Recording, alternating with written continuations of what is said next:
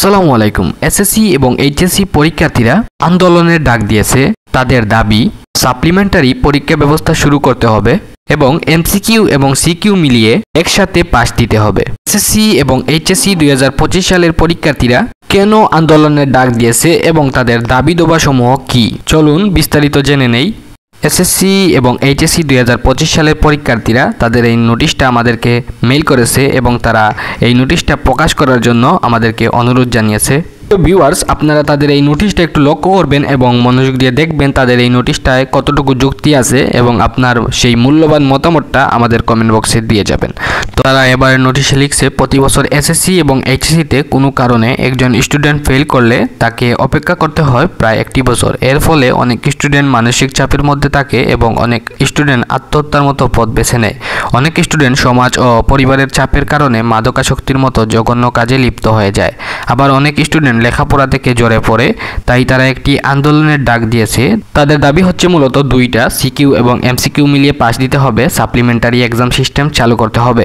এখানে তাদের আন্দোলনে একটি পিডিএফ আমাদেরকে দিয়েছে। জরুরি বিজ্ঞপ্তি, আন্দোলনকারী সকল শিক্ষার্থী ও ভাই বোনেদের জানানো যাচ্ছে, আগে ঘোষিত 11, 14 ও 16 তারিখের কর্মসূচি বাতিল করা হয়েছে। পরবর্তীতে আগামী 17 মে 2025 ইংরেজি রোজ শনিবার সকাল 11টায় আমরা শান্তিপূর্ণ আন্দোলনের ডাক দিচ্ছি।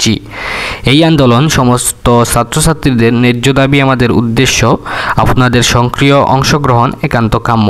তারা লিখেছে, আমাদের দুইটি মূল দাবি হলো সাপ্লিমেন্টারি পরীক্ষা সুযোগ চালু করতে হবে, তাও আবার 2025 সাল থেকে। 2 নম্বর দাবি হচ্ছে এমসিকিউ এবং সিকিউ সম্মিলিতভাবে পাস বিবেচনা করতে হবে, মানে এমসিকিউ এবং সিকিউ মিলিয়ে তাদেরকে তাদের রেজাল্টটা দিতে হবে। তারা আরও লিখেছে, বর্তমানে একটি সাধারণ ভুলের কারণে অনেক শিক্ষার্থীর 1 বছর নষ্ট হয়ে যাচ্ছে, যা মেনে নেওয়া যায় না। এই ব্যবস্থা চালু হলে ছাত্রছাত্রীরা আত্মবিশ্বাস নিয়ে তাদের স্বপ্ন পূরণের পথে এগিয়ে যেতে পারবে। আমাদের এই দাবি যুক্তিসঙ্গত এবং বাস্তবভিত্তিক, তাই আমরা আশা করি শিক্ষা বোর্ড আমাদের দাবিগুলোর প্রতি সহানুভূতিশীল দৃষ্টিভঙ্গি নিয়ে যথাযথ পদক্ষেপ নেবে। চলুন একসাথে আওয়াজ তুলি, আমাদের অধিকার, আমাদের ভবিষ্যৎ, আমাদের স্বপ্ন বাঁচাতে।